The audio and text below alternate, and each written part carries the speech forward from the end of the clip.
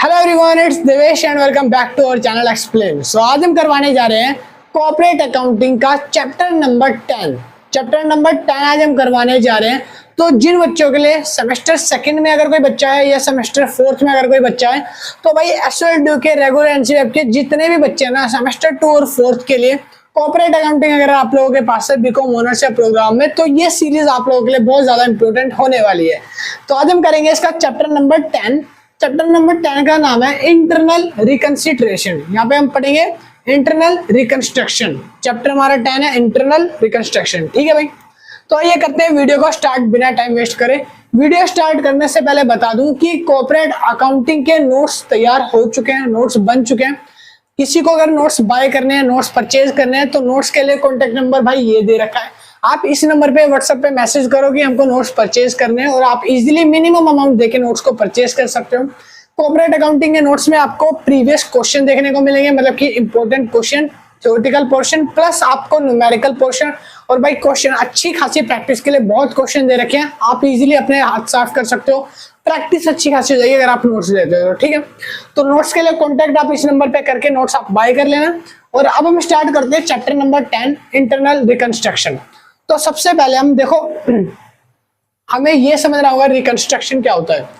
Reconstruction normal भाषा में क्या होता है कि अगर आपका कोई पुराना है, कोई पुराना कंपनी है, पुरानी कंपनी है, कोई पुराना बिजनेस है, तो उसको आप ओल्ड से क्या करते हो, आप उसको न्यू करते हो। न्यू जब बना लेते हो तो वो ओल्ड से न्यू होने के बाद क्या होता है, रिकंस्ट्रक्शन हो जाता है। मतलब कि हमने कोई पुरानी चीज थी उसको रिकंस्ट्रक्शन करा लिया, बना के एक नया कर लिया, वो क्या होता है रिकंस्ट्रक्शन। तो हमने यहाँ पे देखा कि हमें पढ़ना आज क्या, इंटरनल रिकंस्ट्रक्शन। तो जब आप इंटरनल वर्ड सुन रहे हो तो इंटरनल वर्ड कहीं ना कहीं डिफाइन करता है कि आपका कुछ एक्सटर्नल रिकंस्ट्रक्शन भी होगा, है ना। एक्सटर्नल होगा तभी यहाँ पे इंटरनल वर्ड का यूज किया जाता है, वरना तो सिर्फ और सिर्फ एक रिकंस्ट्रक्शन बोलते हैं। तो यहाँ पर एक्सटर्नल भी हुआ होगा कुछ ना कुछ। तो अब हम पढ़ेंगे पहले रिकंस्ट्रक्शन क्या होता है, पहले हम समझेंगे रिकंस्ट्रक्शन वर्ड जो है ये क्या है। ठीक है भाई, तो सबसे पहले मैं आपको दो चीजें सिखा देता हूँ, दो चीजें समझाऊंगा। यहां पे मैंने लिखा है एक्सटर्नल, इंटरनल। तो अभी जो हम पढ़ेंगे वो पढ़ेंगे हम इंटरनल रिकंस्ट्रक्शन, मतलब ये वाला। एक्सटर्नल का हम थोड़ा बहुत समझ लेंगे, ज्यादा नहीं समझेंगे, डीपली नहीं जाएंगे। बुक के अंदर सिर्फ इंटरनल की बात करी गई है, चैप्टर बहुत आसान है।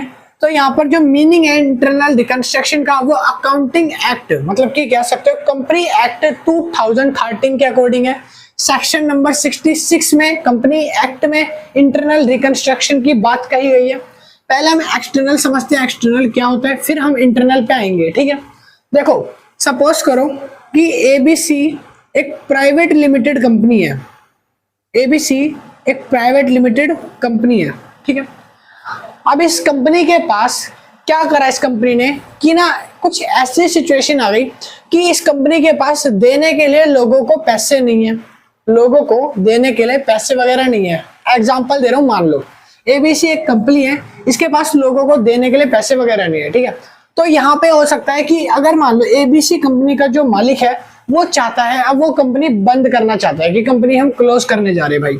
तो जब कंपनी वो क्लोज करेगा, हो सकता है वो कंपनी क्लोज करके एक न्यू कंपनी ओपन कर दे, न्यू कर दे ओपन एक कंपनी, कोई भी एक कंपनी XYZ करके एक नई कंपनी ओपन कर देगा। तो ये जो कंपनी अगर वो बंद करता है तो इसके साथ साथ क्या क्या जाएगा, एक असेट्स, इसके जो इक्विटी शेयर्स हैं, इसके अगर कुछ डिबेंचर्स हैं, ठीक है, इसकी अगर लाइबिलिटीज है, ठीक है, एक्सेट्रा, इसकी कैपिटल वगैरह भी होगी, कुछ ना कुछ पैसा जो होगा, ठीक है, वो कैपिटल बाकी एसेट्स में आ जाएगा। तो देखो अगर मान लो एबीसी लिमिटेड अपनी कंपनी बंद करती है, बंद करके एक नई कंपनी खोल रही है, पूरा एक कंपनी स्ट्रक्चर बना रही है, ठीक है। तो यहाँ पर इसने कंपनी तो नहीं खोल ली, अब नई कंपनी आ गई तो इसने क्या सोचा, एक नई कंपनी को खोल दिया, पुरानी कंपनी बंद कर दी क्योंकि उस पर कुछ बर्डन था, कुछ रीजन थे, उसने बंद कर दिया। अब यहाँ पर इस नई कंपनी में क्या क्या आएगा, ये वाली कैपिटल आएगी, साथ ही साथ ये लाइबिलिटी आएगी, ये डिबेंचर्स आएंगे, ये इक्विटी शेयर आएंगे और ये एसेट आएगी। तो नई कंपनी में ये सारी चीजें वापस से आ रही हैं। बस कंपनी का क्या बदला है, कंपनी का एक ऊपर का हुलिया बदला है, एक रूप बदला है, एक स्ट्रक्चर बदला है। कंपनी के अंदर इंटरनल जो चीजें हैं वो सारी सेम है। हमने इसको बोलते हैं कि ये होती है एक्सटर्नल कंपनी या एक्सटर्नल रिकंस्ट्रक्शन। समझ गए? एक्सटर्नल रिकंस्ट्रक्शन मतलब होता है कि आप कंपनी को सिर्फ बाहरी तौर पे चेंज करो, ठीक है। इसके शेयर, डिबेंचर, इक्विटी सब लोग वही होंगे, हमें सिर्फ बाहरी रूप से मॉडिफाई कर दिया है, ठीक है। अब समझते हैं इंटरनल क्या होता है। तो ये जैसे एक्सटर्नल होता है, यहाँ पे बाहरी चेंज किया जाता है, तो एक्सटर्नल इंटरनल में क्या होता है कि कंपनी के अंदर एबीसी कंपनी है, एबीसी लिमिटेड एक कंपनी है दोबारा, ठीक है। अब ये कंपनी जो है इसको इंटरनली रूप से अगर चेंज करेंगे, इंटरनल रिकंस्ट्रक्शन जिसको हम बोलेंगे, तो इसमें क्या होगा कि इसके अंदर जो भी मेमोरेंडम है, MOA, memorandum of association, article of association, इसके board of directors, board of directors, इसके शेयर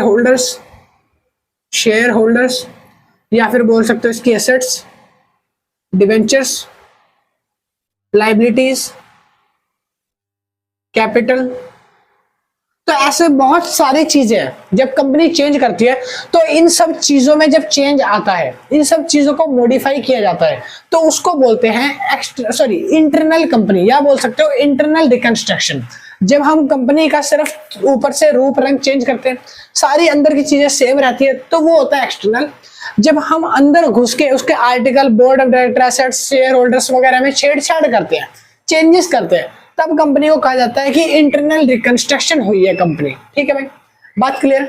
अब देखो इंस्ट्रक्शन, अब मैंने बताया कि आपका इंटरनल रिकंस्ट्रक्शन हो जाता है, बट कंपनी को इंटरनल रिकंस्ट्रक्शन की जरूरत क्यों पड़ती है? क्वेश्चन ये आता है कि इंटरनल रिकंस्ट्रक्शन जो कर रही है कंपनी, तो वो कंपनी क्यों कर रही है?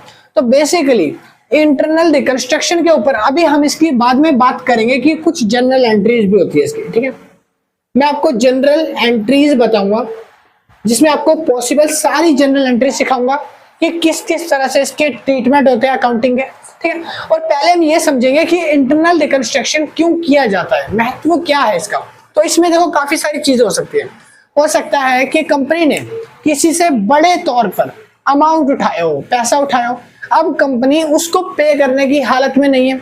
तो जब वो कंपनी पे करने की हालत में नहीं होती, तो कंपनी अपने जो है क्या करती है, लायबिलिटी को पे करने के लिए बंद कर देती है। पहला ऑप्शन तो ये कि कंपनी बंद कर दो, या फिर दूसरा ऑप्शन ये है कि जो लोग हैं उनसे कॉम्प्रोमाइज कर सकती है, कि उनसे थोड़ा टाइम मांग सकती है कि भाई, या तो हमारे पास पहला ऑप्शन है कि हम कंपनी बंद कर देंगे, आपका सारा पैसा जो लगाया हुआ पैसा है वो डूब जाएगा, या दूसरा ऑप्शन ये है कि हम थोड़ा थोड़ा हमारे ऊपर जो इंटरेस्ट रेट है कम कर दो, तो हम कुछ थोड़ा थोड़ा अमाउंट करके आपको पे कर देंगे, और पूरा तो नहीं कर पाएंगे, इतना ही कर पाएंगे। जैसे 10 लाख की कंपनी थी, 10 लाख में से मान लो कंपनी जब खोली थी तो शुरू में 10 लाख की एसेट्स थी, ठीक है। अब कंपनी इतना ज्यादा लोन में चली गई है, इतना कर्जे में चली गई है कि कंपनी की 8 लाख की जो है ना एसेट्स से वो सारी की सारी खत्म हो चुकी है, लायबिलिटी बन चुकी है पूरी की पूरी, लोन इतना हो गया है, सिर्फ और सिर्फ कंपनी में 2 लाख की एसेट्स बची है।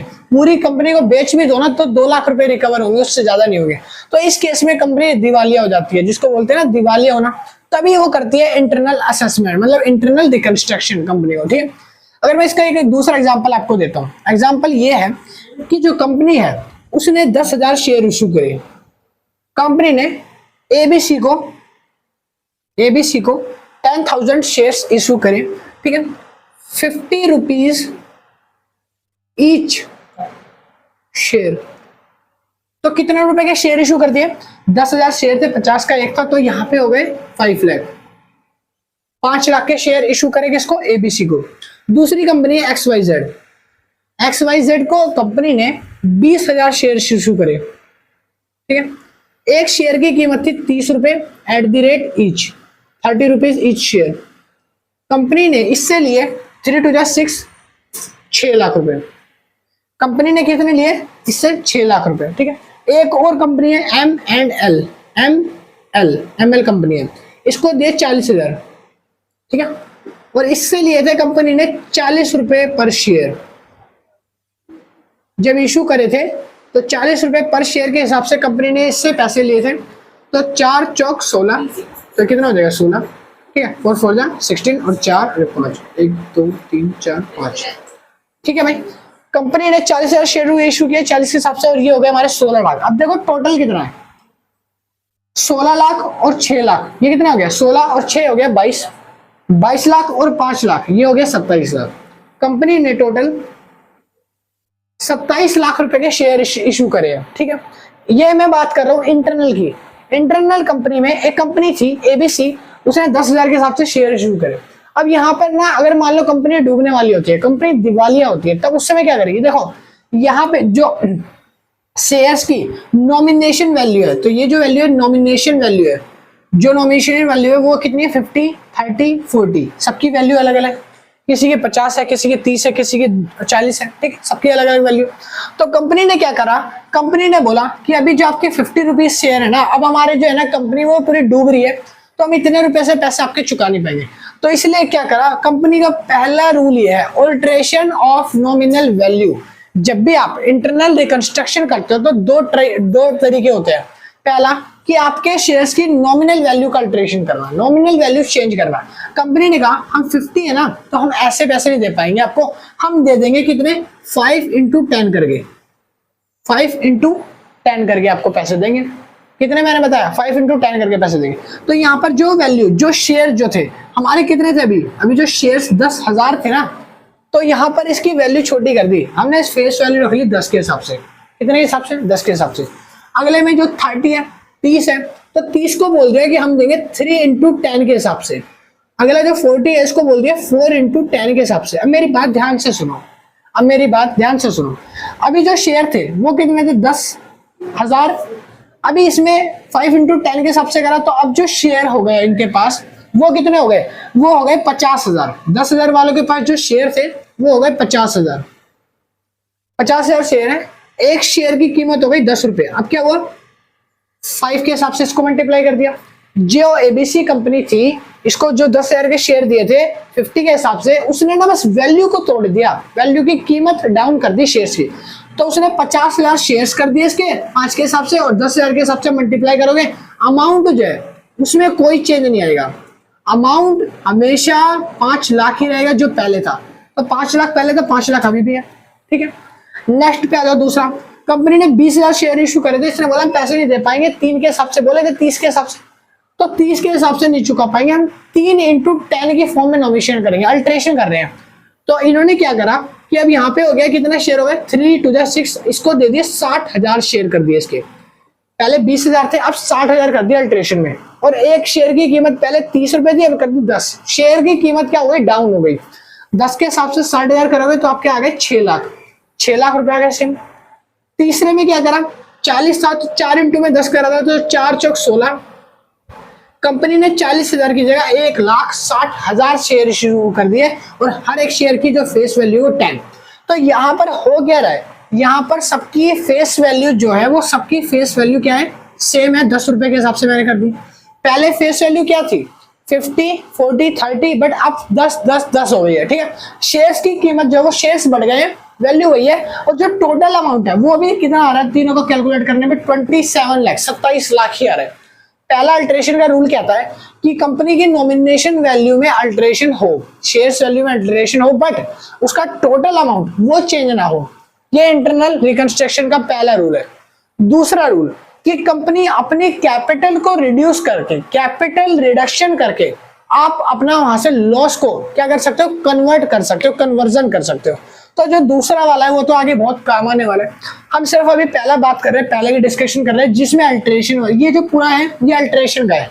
कंपनी जब शेयर्स में अल्टरेशन करती है तो पहला तरीका ये होता है कंपनी को, किसी भी कंपनी को लॉस से आगे प्रॉफिट में बदलने का, कंपनी को अपने लॉस पे करने का, ठीक है।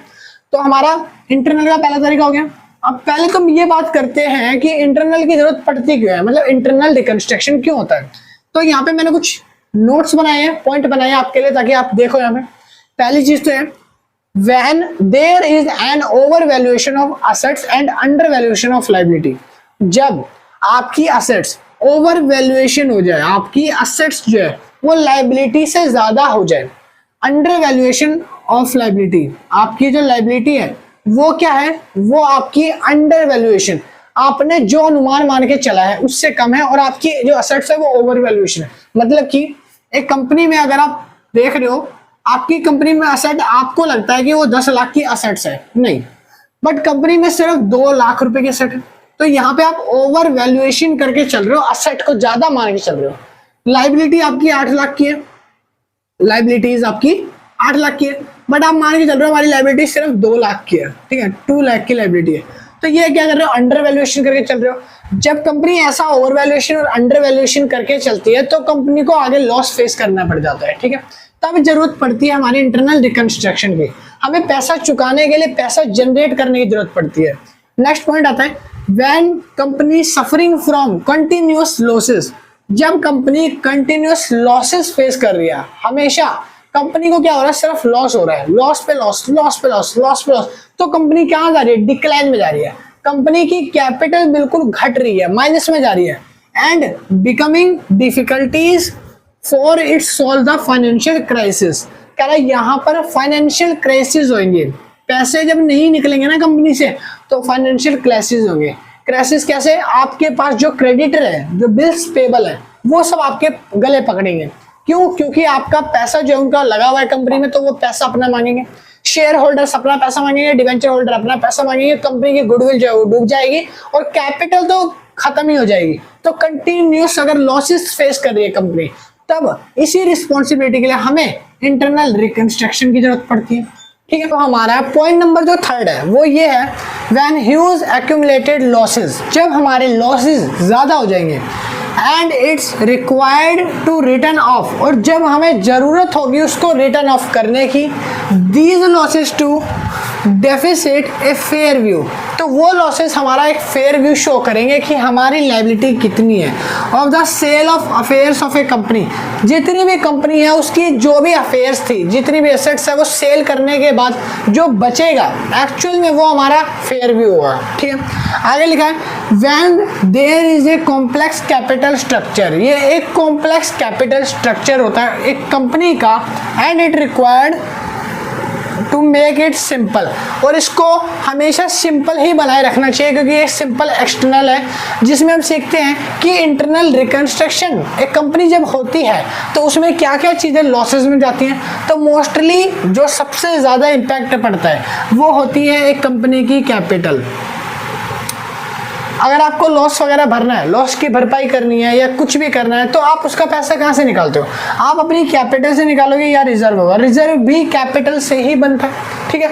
अगर आपने देखा हो आप profit and loss account debit वगैरह करते हो, तो जब आप प्रॉफिट एंड लॉस प्रिपेयर करते हो तो उसमें जो नेट प्रॉफिट या नेट लॉस आता है तो कहाँ पे डालते हो, बैलेंस शीट में जाते हो, बैलेंस शीट में जो कैपिटल है कैपिटल में एडीएलएस करते हो, ठीक है। तो कैपिटल इफेक्ट होती है, कैपिटल कब इफेक्ट होती है, जब कंपनी इंटरनल रिकंसिलिएशन में पे नहीं कर पाती, लायबिलिटीज बढ़ जाती है उस टाइम पे। तो अब हम सीखेंगे इसकी कुछ जनरल एंट्रीज। तो देखो आपको इतना क्लियर हो गया कि जो थ्योरेटिकल पोर्शन है वो हमारा कवर हो गया इंटरनल रिकंस्ट्रक्शन का। अब हम देखेंगे कि जो इंटरनल रिकंस्ट्रक्शन होती है उसमें पॉसिबल जनरल एंट्रीज जो है वो कौन कौन सी होती है। तो सबसे फर्स्ट मैंने यहाँ पे कुछ जनरल एंट्री मेंशन करी है, नीचे आपको मैं बता दूंगा अगर आपको साफ क्लियर नहीं दिख रहा, ठीक है। और बाकी अभी और भी जनरल एंट्री जब मैं इसको मिटाऊंगा उसके बाद लिखाऊंगा, ठीक है।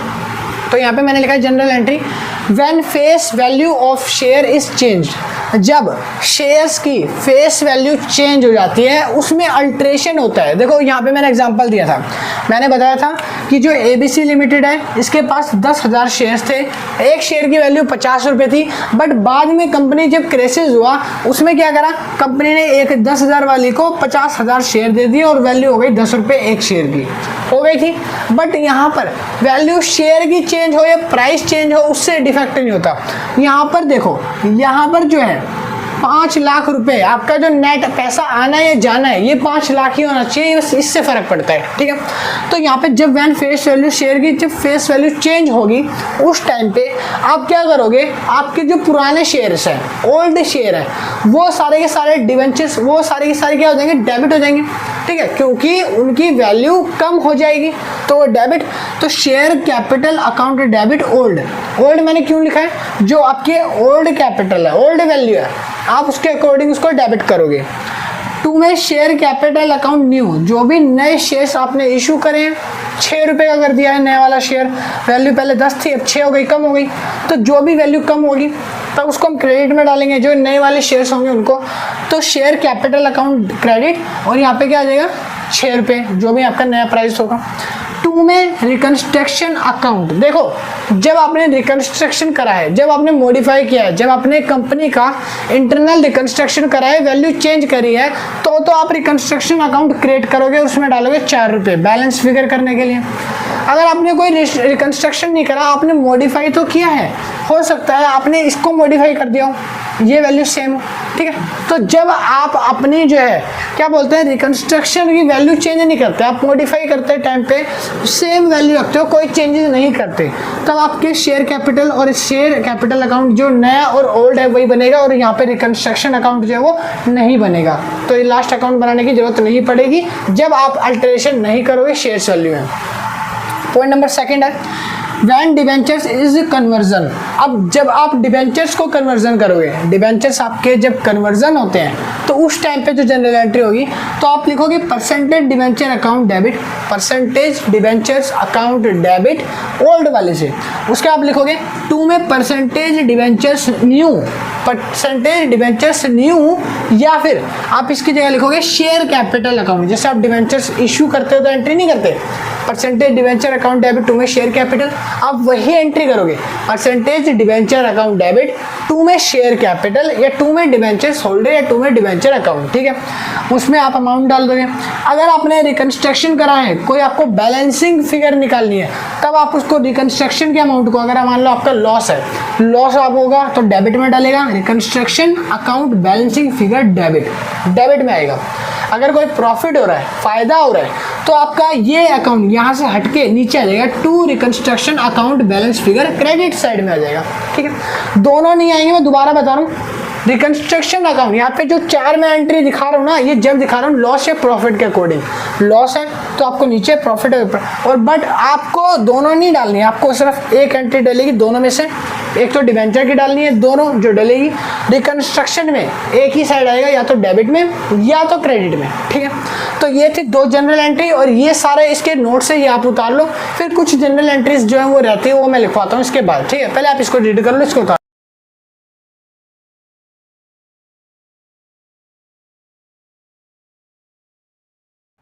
मशीन में चालू करना हो।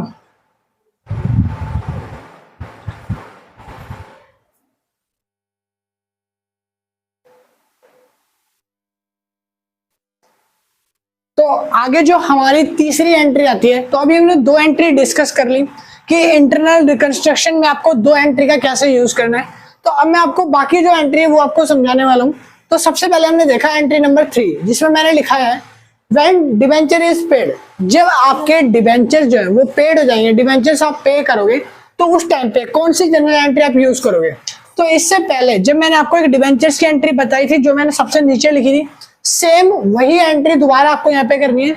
Percentage debenture account debit old से, रिकंस्ट्रक्शन लॉसेस, ये मैं आपको बाद में बताऊंगा। 2 में percentage debenture holder account debit, नए वाले जो होंगे वो यहाँ पे लिखना है। 2 में रिकंस्ट्रक्शन अकाउंट। अब देखो, अगर आपको नए डिबेंचर पे इशू करने पे कुछ फायदा होता है, अब आपको पैसे मिलते हैं, तो आप उसको जो है वो नए रिकंस्ट्रक्शन अकाउंट में गेन होगा। तो जब आपको प्रॉफिट हो रहा है या गेन हो रहा है, तब आप उसको क्रेडिट साइड में रिकंस्ट्रक्शन अकाउंट डाल के नीचे डाल दोगे। अगर इस पे आपको लॉस होता है, तो आप रिकंस्ट्रक्शन अकाउंट डाल के उसको डेबिट साइड में शो करोगे, ना कि क्रेडिट साइड में, ठीक है भाई। ये अकाउंट क्रिएट करने के बाद अब आप क्या करोगे, जब मैंने पिछली एंट्री बताई थी तो उसमें बैंक का जिक्र नहीं किया था, बट यहाँ पे पैसा बैंक में लोगे तो पैसा बैंक में आएगा, तो percentage debenture holders account debit 2 में बैंक अकाउंट। तो एक एंट्री और होगी इसके साथ, यही वाली percentage debenture holders account debit 2 में बैंक, ठीक है। नेक्स्ट आगे देखते हैं 4th, when revaluation of profit. कह रहा है कि जब हम प्रॉफिट का रिवैल्यूएशन करते हैं, प्रॉफिट कौन कौन सा हो सकता है, जैसे कि अगर मान लो असेट्स में प्रॉफिट है या लायबिलिटी में, किसी में प्रॉफिट जब होगा, ठीक है, रिवैल्यूएशन ऑफ प्रॉफिट बेसिकली हम करेंगे, तो हम ये मान के चलेंगे कि प्रॉफिट होता है तो हमारी असेट बढ़ती है, असेट इंक्रीज होगी तो डेबिट साइड में, ठीक है, और जो लायबिलिटी है अगर वो डिक्रीज होगी तो वो डेबिट साइड में, ठीक है। तो इसीलिए हम नॉमिनल अकाउंट के रूल से अगर देखें तो सन्ड्री एसेट्स को बढ़ा रहे हैं, तो सन्ड्री एसेट्स जो मैंने बोला है अभी की when revaluation of profit, profit मतलब कैपिटल बढ़ रही है, तो जब कैपिटल बढ़ रही है, प्रॉफिट बढ़ रहा है, सन्ड्री एसेट अकाउंट डेबिट में आ जाएगा। आपकी लाइबिलिटीज कम हो रही है मतलब तो आपको वो क्रेडिट में लिखनी है, मतलब कि सॉरी डेबिट में ही आएगी वैसे तो। सन्ड्री लाइबिलिटीज अकाउंट डेबिट, यहाँ पे लिख दो डेबिट, यहाँ पे डेबिट लाइबिलिटीज कम हो रही है, डेबिट बढ़ रही है तो आगे देखेंगे क्रेडिट, ठीक है। तो लाइबिलिटीज बढ़ रही है तो यहाँ पे डेबिट, और नीचे आ जाएगा 2 में रिकंस्ट्रक्शन अकाउंट टोटल। टोटल जो होगा ना इसके साथ जो भी टोटल आएगा और भी बाकी जो चीजें अगर आप डालोगे ऐड ऑन करोगे तो सारा टोटल आपको यहाँ पे रिकंस्ट्रक्शन अकाउंट में दिखाना होगा, इस वाली जगह पे, ठीक है, ये वाली जगह पे। क्लियर है। नीचे आ जाएगा when revaluation of assets liability result losses. अब मैं बात कर रहा हूँ रिजल्ट लॉसेस की। अब लॉस हो रहे हैं तो जब लॉस होगा तो रिकंस्ट्रक्शन अकाउंट से पैसे जाएंगे। रिकंस्ट्रक्शन अकाउंट पहले जो क्रिएट करा था उसमें पैसे आए थे, जब प्रॉफिट हुआ था अभी पैसे जाएंगे। तो लॉसेस जितने भी हैं लॉस को डेबिट आएगा, ठीक है। तो लॉस अकाउंट डेबिट है तो यहाँ पे रिकंस्ट्रक्शन अकाउंट डेबिट में हो जाएगा। और ये दोनों एंट्री जो ऊपर मैंने बताई थी सेम दोनों एंट्री नीचे आ जाएगी, ठीक है। दोनों क्रेडिट में आ जाएगी, 2 में सन्ड्री एसेट्स और 2 में सन्ड्री लाइबिलिटीज, और दोनों के अमाउंट यहाँ पे हो जाएंगे। बात क्लियर। नेक्स्ट जो एंट्री है फॉर एक्सपेंस ऑफ रिकंस्ट्रक्शन। अब हमें क्या हो रहा है, हमें रिकंस्ट्रक्शन में एक्सपेंसेस हो रहे हैं, खर्चे हो रहे हैं, ठीक है। तो जो हमारे खर्चे हैं हम उसको पे कैसे करेंगे। हमने या तो कोई रिजर्व या तो कोई बैंक बना के रखा हो। तो हमने जो भी खर्चे बताए थे, मैंने आपको शुरू में बताया था कि जो भी हम एक्सपेंसेस है वो सारे के सारे हमारी किसको इम्पेक्ट करेंगे, कैपिटल को। या तो कैपिटल बढ़ेगी या तो कैपिटल जो है वो घट जाएगी। कैपिटल इंक्रीज होती है या कैपिटल डिक्रीज होती है। तो हमारे यहाँ पे एक्सपेंसेस हैं, तो एक्सपेंसेस में कैपिटल जो है वो क्या होगी, कैपिटल घटेगी। कैपिटल बढ़ेगी तो डेबिट कैपिटल घट रही है, ठीक है। तो यहाँ पे बैंक क्या हो जाएगा, क्रेडिट साइड में आ जाएगा, बैंक से पैसा जाएगा, कटेगा, बैंक से कट रहा है। तो रिकंस्ट्रक्शन अकाउंट डेबिट, पैसे जा रहे हैं रिकंस्ट्रक्शन, खर्चे के लॉस के पैसे हमें इकट्ठे करने पड़ेंगे। 2 में बैंक अकाउंट, ठीक है। बात क्लियर है। नीचे अगली एंट्री हमारी क्या आती है, last entry, when reconstruction account is used in return of losses and capital.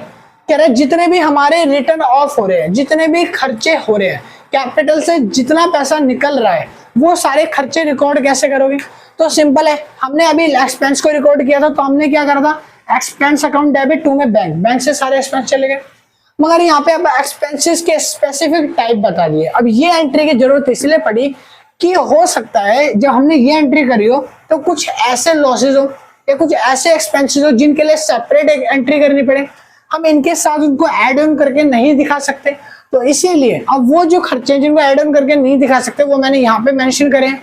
तो इसीलिए अब हमको एक नया रिकंस्ट्रक्शन जनरल एंट्री पास करनी पड़ेगी। तो हम लिखेंगे रिकंस्ट्रक्शन अकाउंट डेबिट, जो भी बैलेंसिंग फिगर होगा 2 लाख 3 लाख 4 लाख जो भी बैलेंसिंग फिगर ऊपर से चलता आ रहा है वो बैलेंसिंग फिगर यहाँ पे आएगा। 2 में आएगा सन्ड्री एसेट्स। आपको पहले ही बताया था कि सन्ड्री एसेट्स हमेशा लॉसेस जब होंगे यहाँ पे जाएगा। देखो लॉस हुए थे तो सन्ड्री एसेट्स हमारा जो है वो क्रेडिट साइड में गया था, तो यहाँ पे भी लिख दिया मैंने। अब आप बोलोगे यहाँ लिखा था, यहाँ क्या जरूरत है। सन्ड्री एसेट्स में कुछ करंट होती है, कुछ नॉन करंट होती है। तो समझो बात को, कुछ ऐसी एसेट्स होती है जिनके लिए स्पेसिफिक एक एंट्री होनी होती है, जो स्पेसिफिक खर्चे होते हैं, कंपनी के अलग से खर्चे निकाले जाते हैं। हो सकता है किसी ओनर का खर्चा होला, तो इसीलिए वो इसमें नहीं दिखा सकते। ये खर्चे और ये खर्चे अलग है, तो सन्ड्री एसेट्स जो है अलग से क्रेडिट होगा, जो बाकी अमाउंट है इसके अलावा जो बचेगा वो 2 में गुडविल आएगी। गुडविल अकाउंट जो है, अगर कोई प्रीमिलरी एक्सपेंसेस है प्राइमरीली तो वो इसमें आएगा, ठीक है। अगर कोई discount on issue on debenture है, कोई डिस्काउंट है, अगर मान लो कोई डिवेंचर इशू करा है तो उस पर कोई डिस्काउंट है तो वो यहाँ पे आएगा। अंडर राइट एंड कमीशन जो है वो यहाँ पे आप मेंशन करोगे। कोई डेफिसिट है वो ही मेंशन करोगे बैलेंस मैच करने के लिए। इसके सिवा कोई अदर लॉसेज है, कोई अलग टाइप के, कोई स्पेसिफिक सिक्योरिटी प्रीमियम, कोई ऐसा कोई लॉसेज है ना, तो वो सारे अदर लॉसेस के अंदर आएंगे। सिक्योरिटी प्रीमियम रिजर्व करके कुछ भी ऐसे लॉसेस हैं तो वो अलग से आएंगे 2 में। फिर अगर कुछ बच जाता है तो वो कैपिटल रिजर्व में आएगा और बैलेंस फिगर हो जाएगी, ठीक है। कैपिटल रिजर्व में डालेंगे और दोनों के फिगर को बैलेंस कर देंगे यहाँ पर ही, ठीक है। यहाँ पर डाल के और दोनों फिगर बैलेंस हो जाएगी, क्वेश्चन यहाँ पे कंप्लीट हो जाएगा आपका। बात क्लियर है। तो देखो अब ये जनरल एंट्री जो है फोटो खींच लो चाहे स्क्रीनशॉट ले लो, पहले वाले का लिया था इसका भी उतार लो भाई, ठीक है, ले लिया स्क्रीनशॉट। तो अभी जो मैंने 7-8 जनरल एंट्रीज बताई है पूरे इंटरनल रिकंस्ट्रक्शन में, सिर्फ और सिर्फ यही 7-8 जनरल एंट्री मेनली जो वर्क करेगी। इस 7-8 जनरल एंट्री के अलावा नहीं है। और हो सकता है केसेस कंबाइन करके आए, जैसे कि आपको एक ये 3rd वाली जनरल एंट्री और एक 7th वाली जनरल एंट्री आ जाए, कि आपको सिर्फ जो केसेस आएंगे उसमें एक ये और एक ये, इन दोनों की जनरल एंट्री होगी, इनका काम ही नहीं होगा, ठीक है। बट मोस्टली मैंने प्रोबेबिलिटी जो इतने केसेस होते हैं 7 जो मैंने जनरल एंट्री बताई है, इसमें सारे केसेस आपके क्लियर हो जाएंगे। हर केस के अकॉर्डिंग जो जनरल एंट्री है वो सारी इसमें मेंशन है। अब हर एक क्वेश्चन में सारे तो नहीं आ जाएंगे, सारी जनरल एंट्री तो एक क्वेश्चन में नहीं लग जाएगी। अब आपको देखना पड़ेगा जब क्वेश्चन आएगा कि कौन सा क्वेश्चन किस जनरल एंट्री में आएगा, ठीक है, उसके अकॉर्डिंग आपको वो जनरल एंट्री पास करनी है, और बस इससे ज्यादा जनरल एंट्री इस चैप्टर में नहीं होगी, ठीक है। तो आई होप वीडियो अच्छी लगी हो। तो इसके ऊपर अगर मैं प्रैक्टिकल क्वेश्चन कराता, बट वीडियो लंबी हो जाएगी और प्रैक्टिकल क्वेश्चन बोर्ड पे पॉसिबल नहीं हो पाएगा, थोड़ा उसमें स्पेस की दिक्कत आ जाती है कराने में, तो इसीलिए मैंने आपको सारा वो बता दिया फॉर्मेट वगैरह। आप बाकी इसको कर सकते हो, बाकी नोट्स वगैरह आप लेना चाहो तो नोट्स ले लेना, उसमें से आप प्रैक्टिस कर सकते हो इजीली, ठीक है। और अब किसी का कोई डाउट रह गया तो कमेंट सेक्शन में ड्रॉप कर देना, मैं मिलूंगा एक नेक्स्ट वीडियो में जल्दी एक नए चैप्टर के साथ।